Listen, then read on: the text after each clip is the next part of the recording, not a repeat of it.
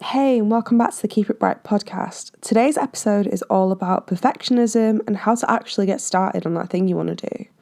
So I've been putting off recording this episode because for the past 9 days I've had flu and my voice has been just awful and the sore throat, coughing, sneezing, not been feeling great, all of that. So I've been putting it off until I thought, I'll get until I'm better. But today's the day that I normally put episodes out and I'm feeling better, but yeah, it's not prime podcast material, so I'm going to have to just edit out my coughs. But I hope my voice isn't too annoying because I have got a very blocked nose, so that's fun. But we move anyway. So today's episode, like I said, is about how to kind of be less of a perfectionist. So this is something I haven't really struggled with.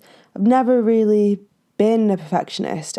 But I know this is something that so many people seem to struggle with. I see people everywhere just struggling with having to be a perfectionist with what they make, what they do. And I guess even if I can't relate to that, I'm like on the other side of that because it's not something that's ever held me back. So I thought it would be good for me to share the reason I'm not, and then also just how it helps me get so much done not being a perfectionist, right? So hopefully can convert you a little bit if you are someone who struggles with perfectionism. I think the reason it's never been a problem for me is because I've always been a big dreamer since being a kid. So I need to I keep thinking I've done it and I haven't done it. I need to do a proper, like, my story, my journey episode. It'll be a longer episode, obviously, unless I do a two-parter. But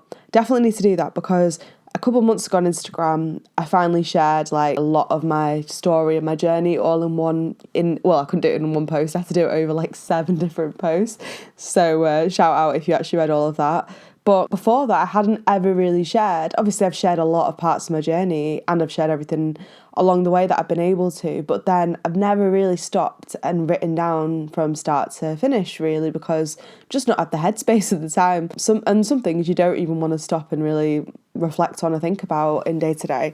But yeah, I did that a few months ago and I think it was really a positive thing, and I'm definitely going to be doing that episode. Maybe I'll do that episode next about sharing more of my journey. So anyway, if you don't know anything about me and you're listening to this as maybe quite a new Keep It Bright follower, then yeah, I grew up quite poor. I was raised by a single mum. We had somewhere to live and we managed, but yeah, we didn't have any of the luxuries. There was a lot we didn't have. So I've always kind of had to make do and all of that. But also from a young age, I was creative, which my mum really encouraged because she's creative too. And I was always very entrepreneurial in just what I did. Not that, and I always wanted to be my own boss, always from being a little kid. I wanted to be a fashion designer from being literally 3 years old. I'd been sat designing clothes and all of that. But I'd always had this kind of enterprising, I guess, mind with things. And I was always like, this is what I want to do. I'm going to do this. And it's not because I had the means, because like I said, we didn't have anything, but I just kind of had no doubt that I would be able to do that stuff one day, and that I had kind of the will and the determination to get there someday. Even from quite a small age, I never doubted that I'd be my own boss because that's all I ever wanted to be. Obviously, I have to thank Mum as always, because I'm sure the way she raised me with encouragement and love and all of that, obviously really, even if we didn't have much materialistically, we had that. So that's definitely got a big part to play in my kind of, I guess, high self-esteem in myself from being a child, in that sense, in my abilities. So that's definitely got to thank my mum for that, because I know not everybody starts off with that. So as I was saying, I was always quite entrepreneurial, and even I remember we had some like small pets. So we had like hamster who then had more hamster babies, and we had like a few small like birds at one point when I was about 10, I think 9 or 10. and I moved them all to my bedroom and made a zoo. So I don't really agree with this now, but I moved them all to my room. I made a little thing above each one with a description of the pet and about them kind of thing above them, and then like made my family come, and they would have to come and like go to my little zoo. And then I even had a library in my room with my little bookshelf. I literally made a library. I made them both library cards. I had a logbook for when they would borrow a book. Obviously, I don't know, they were just doing it to appease me, because why would they want to borrow my books? But I just loved that kind of thing. I loved having like a thing to run and a thing to do. It wasn't about like money or whatever. It was just like running something, having something to run. I've loved that from such a young age. I remember even when I don't think I've even shared this, but when I was about, I think 12 or 13, me and my cousin, I used to go to Pakistan to visit because basically my mum lived in Pakistan till she got married. So my mum lived in Pakistan till she was 28, I think. So all of her family were over there. Like when she moved to England, that's why she's had such a rough time over here. She had like zero family here. Anyway, that's a story for another time. But all the family were over there. So when I got to the age of like 11, we were going there maybe once a year if we could, with the help of family and stuff. Obviously we couldn't afford to just go there, and then stay with my grandma and got to see my cousins. And that was like some really good memories for me, because I'd grown up here with no cousins at all, no family, and until that point I hadn't seen them all since I was a kid. So it was some really good summers over there. One of my cousins who I was closest to, who actually passed away 8 years ago. She was only a year older than me. Anyway, getting well off topic here, but yeah, my cousin and me, we started all these little, like, I say businesses, but yeah, just for our family. So we started a little salon, like just upstairs in one of the rooms in my grandma's house, where we made a little menu of treatments. So like foot massage, back massage, like head massage, just little treatments and stuff. And we were charging like nothing, like a few quid for them, to our aunties and uncles and other cousins and stuff, and my mum. And it's just like, it was just that kind of an enterprising thing of like wanting to run something, wanting to do something, to build something, to just run something. So that's always been a big part of like the way I've thought. I'm not sure why, but I've always loved that. And maybe that's why then when I came to do things like Keep It Bright, I wasn't like afraid, or I wasn't doubtful of myself. I didn't have much self-doubt, because I'd always been planning these little things. My first ever little clothing brand, I started when I was like 13, 14, and this is before kind of the positivity stuff found me, because like I said, I'd always been interested in fashion and fashion design and making clothes. So I'd started just customizing clothes for myself, and obviously, like, nobody really bought this stuff. When I said my clothing brand, I mean, it was me and my friends and my family at that point, and they weren't very good, obviously. I was only 13 and I had nothing really.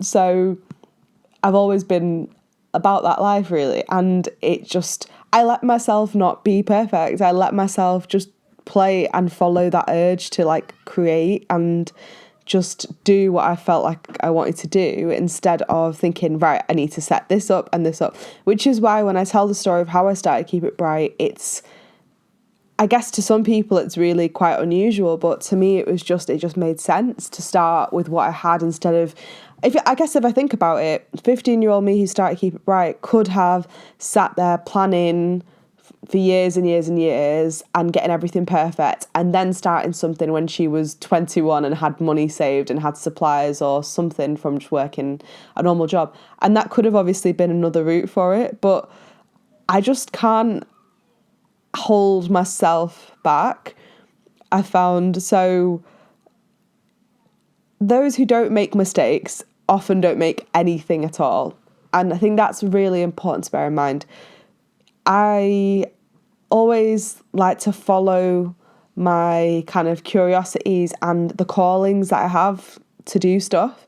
And I think that's been a real blessing that I've actually done that, because I think a lot of people ignore those kind of urges, or they talk themselves out of it, or they tell themselves they'll do it when the timing's better or perfect. And I think there is no perfect time. Like, yes, you are going to always be obviously more knowledgeable the longer you plan something or the longer you research it or the longer you leave it to do sometimes. But it's also a big learning curve to actually do things and make mistakes and learn from them and learn those lessons along the way and actually just be doing it. And the reason you don't have to be perfect is because people like authenticity, and authenticity really, I don't think, is synonymous with perfection.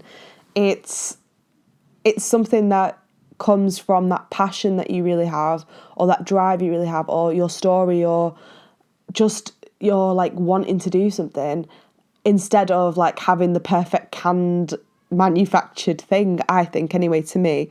And I've always focused on just progress and getting ahead, moving forward over perfection, because you can fix things as you go forward. Does this mean I've never made mistakes? No, of course it doesn't. So me, 15, starting Keep It Bright with no money, some fabric pens and cheap fabric paint and just some embroidery threads I'd bought in Pakistan, like, because they were obviously so much more affordable to buy there, embroidering some clothes, making little one-of-a-kind things. Like, it was far from ideal how I started, but I really wanted to, and I really wanted to start getting messages on clothing, and it's that then slowly snowballed for me. So yes, it's taken a lot longer because I had less to start with. And one of the biggest things, I guess, I would class as like a mistake, well, there's a few things. I think I might do an episode that's properly just on starting a brand and things like that, because I know there's quite a few people out there who follow me who would probably be interested in that. And my story is kind of unconventional when it comes to that kind of thing. So I'm definitely going to do an episode on that. Let me know if that's something you would be interested in hearing.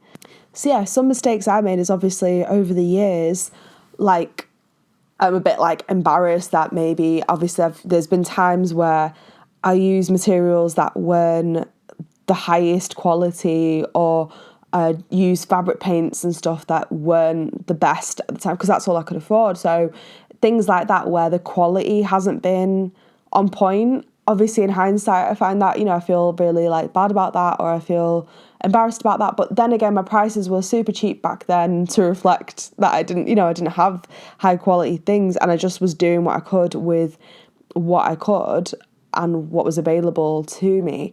And yeah, so that's not ideal. I don't like looking back at that. But then if I hadn't have started that, then would I be where I am now with the story I have now and this amazing customer base and community I have now? Probably not.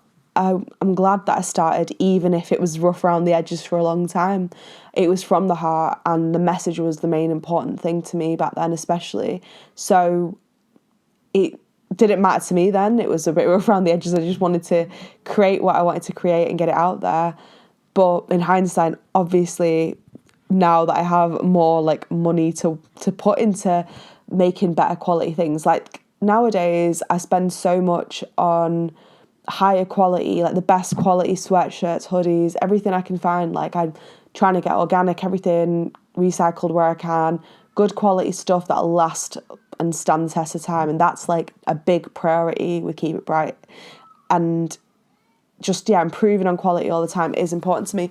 But yeah, that wasn't a factor in those early years because I didn't have the budget for that. I barely had, God, I remember when I got my first batch of t-shirts actually printed, it was such a big deal to me. And it took years to sell those first 25 t-shirts because I didn't have an audience and the internet was a different place. I was just selling them to people I knew, but it was a big deal to put money into that. And you don't always have money to invest into something. So you do have to just start where you can. And thankfully, things are so much better nowadays. So many more free resources you can use if you don't have a lot. But yeah, it's something I know that people have like admired about me and my journey over the years, because people have said to me, literally, I don't know how you get so much done, like just by yourself, because I am just one woman brand still. And I remember there was this clothing brand that I had modelled for once when I was younger. And the guy said to me, he was like, I don't know how you always getting your products up all the time, because like I do now, I release new products quite often. And he was always really surprised because every time he released a new range of stuff, he'd have to like hire models, do a proper photo shoot, hire photographer, everything. Whereas me on my low budget was just taking pictures of me wearing it in my garden or in my bedroom or whatever, just taking pictures myself just quickly and just getting it out there, because I knew that getting it out there was more important than it being perfect. Nowadays, obviously, I do the same. I still take pictures of most things myself, but obviously the quality of everything's higher. I've got better camera. I didn't even have a camera back then. I don't think it was all just on my phone or whatever. So yeah, I've got higher quality, everything. I think more about how it's going to look. But again, doing everything myself meant I was just getting it out a lot faster instead of having all these other people to depend on and delaying launch and things because of that. Perfectionism can really hold you back. So something new I released this week, like I'll just use this as an example. So I did something completely new I've always wanted to do. This week I released my first ever fully illustrated children's book, and it's been such a joy to create and release that. It's something I've always literally had on my to-do list, like do a KIB Self-Care kids book, and I hadn't thought too much into what that was going to look like until just a few months ago when I was like, right, I'm definitely want to do that this year. And it's a whole new territory for me because I've been writing books since I was literally 8 years old. Like, I've been creating little books. I need to dig out that first book I wrote and post it on my stories or something. When I was 8, we were living with an auntie of mine temporarily, and she had this dog, Wallace, who I love. It was a rescue dog, and never had a big pet before. At that point, I don't think I'd even had a pet before, and I just loved him so much, and I wrote this whole book about him, illustrated and everything, and in the back I think it said something like, Sarah Khalik is an author and she's gonna, write a lot more books and all of this, and I definitely need to dig that out. But I started by writing that, and then I was always interested in writing and just creating books. And the first Keep It Bright book I ever released, I was only 17. And I say released loosely, like I put together a whole book and I did it on a thing where people, like, I couldn't obviously afford to get books printed at that time. So it was a thing where people can order a book and it prints it, and they make all the money off it. Obviously I didn't make money on that, so I did that, and then I moved on to making better books after that. But that first one I did, that was like the first Keep It Bright one, and it was like all the thoughts that had helped me so much, and I wanted them in a book, and that's the reason I first made that kind of book. But yeah, it's always been something I've loved doing, and self-publishing my books and just selling them to my followers and things. But when I first did that book at 17, I remember my ex at the time, well, my boyfriend at the time, was saying, who's going to want to read a book by a 17-year-old, like a book about positivity by a 17-year-old. And I remember thinking, well, obviously people my age, like my peers, would want to read that because I wanted that book, so other people wanted it. Obviously I went on to do it, I went on to make a lot more books, and a lot of people have read them, so fuck him. But yeah, I didn't let his opinion hold me back, even though I was so young and he was my boyfriend at the time. There is an audience for anything you want to do, pretty much, no matter how niche it is. But if you have that calling to do something, don't let the thought of what anyone else is going to say stop you from doing it. So that first book, even though it was nowhere near perfect, was a stepping stone into just creating more books. So then I think the year after, I took some time to properly make a better book, and then I made that book and I released that book, and that sold a bit. And then I think a couple of years after that, put more time and to making the Keep It Bright handbook, which is like my, I think, best-selling book so far. That's the one that Miley Cyrus had, Miranda Kerr had. Like, that book did really well because obviously these celebrities were loving it. And I just went on to then improve on that and create more books, etc. So have released quite a few in my time now, and they're just self-published. So I just create the book, get them printed and sell them myself on my website, and I'm happy with that format because obviously you can go to publishing companies, and have them do that, but they take a massive amount of the money then, and I want to keep mine affordable, so it just suits me, and I'm happy to just sell on my own website and all of that. But yeah, you've got to then do all of the marketing and running around and telling people about it yourself. So if you've ever recommended one of my books to somebody, I appreciate you, because word of mouth and marketing and stuff is the only way you really get self-published books out and about. Anyway, so this kid's book was still brand new territory to me because I've never done a fully illustrated book. I've definitely started attempts at them before, and I do like that kind of style, but I've never really spent much time doing full-on illustrations. So it was quite a brand new undertaking, really, and especially doing like a full colour one and all digital, all properly illustrated. But last month, basically, I was like, right, no, I'm doing it, and I just sat down, properly went through, worked out what I wanted the message to be, what I wanted the words to be.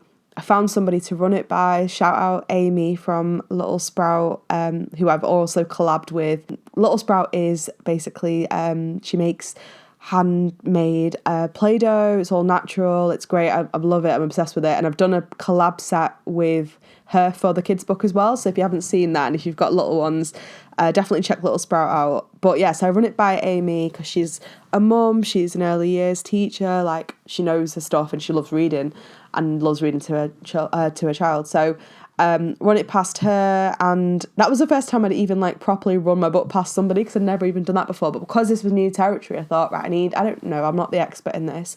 Obviously, I did loads of research, read up on all of it, and made the book. Really enjoyed making it. Like, I loved making those illustrations and doing my spin on it. The only moments of self-doubt I had in that process were, because it was a totally new field to me. I don't have children. I don't, to be honest, even have many children in my life at all. Only 2 of my friends have like kids, and I don't even see them very often. So it's a whole new thing to me. I'm not around kids' books and stuff. I had to do a lot of research on it. But once I did the research, I felt confident because I'd learned what I could learn in that way.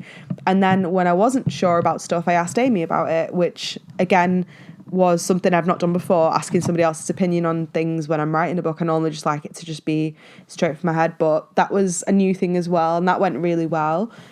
And the other bit of self-doubt was over the fact that obviously when I was researching and looking into similar children's books, there was so many books. So this new kids book I've done is about kindness. It's all about being kind to yourself, being kind to others, which I think is such an important message for people to learn from the off. So my book is best aimed at like kids aged like 1 to 6 reading wise, but I guess any kid could read it. So yeah, it's about kindness. So when I was researching books about kindness for children, obviously there was loads of others come up. There was loads of other competitor books, I guess, and I did have like one moment of self-doubt, which isn't normal. I don't normally have that, but I did think, oh, maybe I shouldn't make this book because there's so many other books out there like about kindness already for kids that they look nice and everything.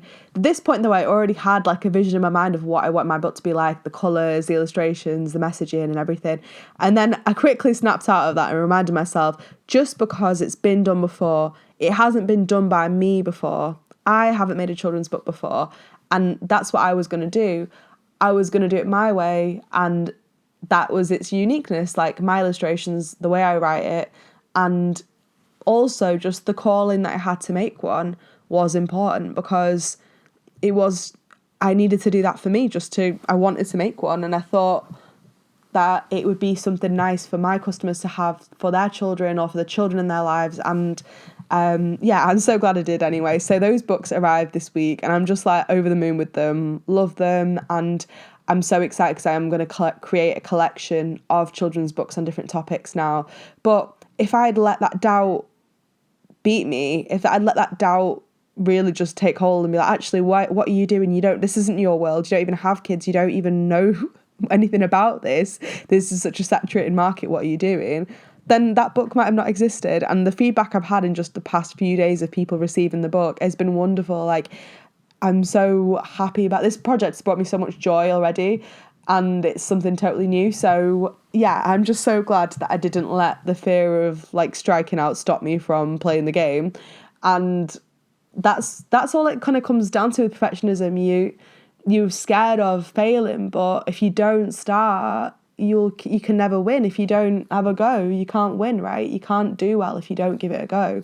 So definitely bear that in mind if there's something that you have a calling to do that is something that may be out of your comfort zone, or you feel a bit apprehensive about or scared to try in case you fail. There isn't really failure. Like I said, there's bits that I've regretted in the past where I could have done better and all of that. But if I hadn't taken those steps then, I wouldn't have had the confidence or the knowledge to move forward wiser from them. So I'm sure my next kid's book will be better than this one, but if I hadn't done the first one, I wouldn't be doing any. So just try to bear that in mind when you're scared of something new, starting something new that you have to start to achieve. Everyone who started anything that's successful, anything, any invention you look at in the room you're in right now, any single thing, they all started somewhere with an idea that they probably thought was too big an idea at some points and that they wouldn't manage, and they did it. And because of those people and because of people taking that risk and that leap, that's the reason things get done and things get created and things actually come into existence instead of just staying an idea in someone's head. And you can ask people, you can research, you can learn. You don't have to be like a complete beginner before you do something.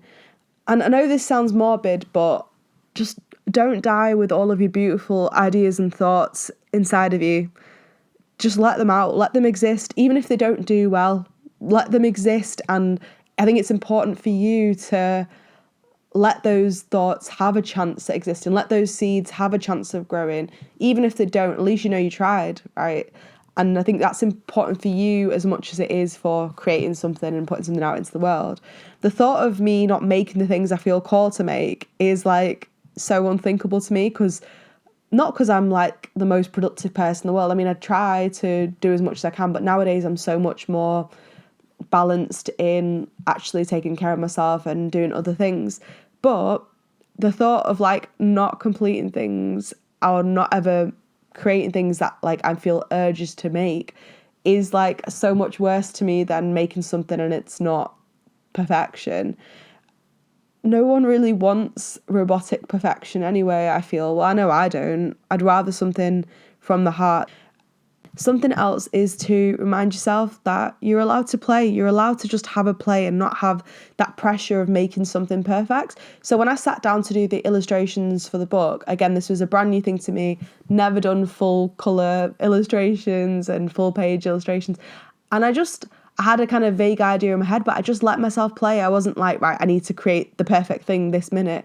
I let myself play and just draw and enjoy it and make some really cute illustrations and edit them when I needed to, but I wasn't sat there with the pressure, right, it has to be perfect this time. I gave myself like an amount of time in my head for like doing it, and it took a lot less in the end because once I started, I really enjoyed it and I enjoyed the process of doing it, and I was like really loving it. I had such a good day making the kids' book. The days where I was doing it, I really enjoyed those days. And I think a lot of that is because I wasn't putting the pressure on myself for it to be like anybody else's or to be as good as this or whatever. I was just making the thing that was in my head. Same when it comes to the podcast. I don't listen to that many podcasts. I listen to a couple now and again, but when I make stuff, I don't really look too hard into my competitors and stuff, because when I've got a call in to make something, I want to just make it from what I have in my mind and what's authentic to me, instead of following a certain format that everybody always follows. And I think that's all right. Like some things it's good to follow the format and really do your research on the competitors, but other times I feel like it can muddy and cloud your vision of what you actually initially imagined. So give yourself permission to make things and put yourself out there and put your ideas out there. And if you're scared about what people will think about it or what people will say, trust me, the majority of people will have admiration for the fact that you were able to do something that not many others would do. Like, it's something that people will be inspired by. I don't even think there would be anybody who would take the piss, but if anyone does, that's a reflection of them most of the time anyway. And that's probably their own kind of, ceilings on what they think is possible or what they wouldn't maybe allow themselves permission to do or whatever. Like, you don't even have to have supporters that you know. There'll be other people out there on the internet who support what you do, and you'll find oftentimes like that community you build yourself are more supportive than the people you know in real life. So it doesn't have to be for everyone, but you should definitely let those ideas out and do those things you're called to do, like give it a go. And once you start doing it, it's not scary anymore, it's enjoyable, and you feel so alive in just getting to do it. It's about that progress over perfection. It's about just sharing those thoughts over perfection, and there's still space for you to do that thing you want to do, even if it's been done before, it's not been done by you. And you need to follow those callings and those passions and those curiosities, because that is the juice of life. That is the good stuff. Like, that's when life gets really interesting and fun and just rewarding. So yeah. Anyway, I think I'm going to leave this here. I hope you enjoyed this episode. And my new kids book, Being Kind is Cool, is out now. If you've got any little ones in your life that you think need to learn a bit more about being kind to themselves or others. And I also released another new book this week, which I didn't even mention. I released a new self-care book, which I think the last one I did was about 5-6 years ago. I love doing those kind of mini books that are just for like flicking through and stuff, and really wanted to redo that self-care book because it was a popular one with my followers, but I just wanted to make a better version of it when re-releasing it. So I've completely rewritten that, and that's come out this week as well. Both the books are literally like $5.99 and $6.99. I wanted to keep them really affordable, but the quality is like the top quality I could get. So I'm really, really pleased with them. And I think they both make really good gifts as well. So I'm just excited about the whole thing. I'm so excited to finally be giving myself the time and headspace to create books again. It's something that's been on my list for so long, but haven't really had the headspace the past few years to just do it. But then I thought, you know what, I'm just doing it, and I'm so glad that I did, because now they're both here, they're both in existence, and I'm really pleased with them. And sometimes I think we need more than we do to start something.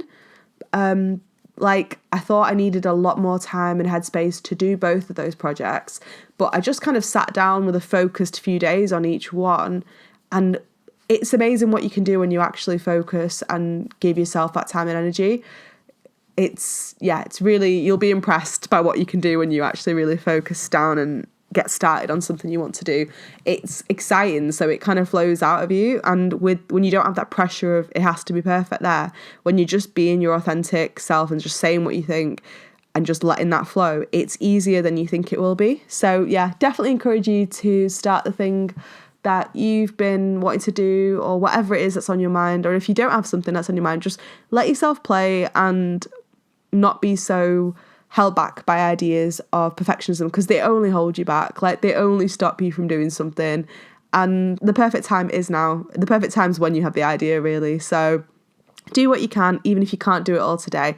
Keep It Bright has been built up over 15 years. It wasn't an overnight thing. It took a lot of time, but I love what has been built up, and that's the important thing. It doesn't have to be fast. You can build it up over time, but just take that first step and you won't regret it. Anyway, I hope you have a great rest of your day or evening, wherever you hear this, and thank you for listening.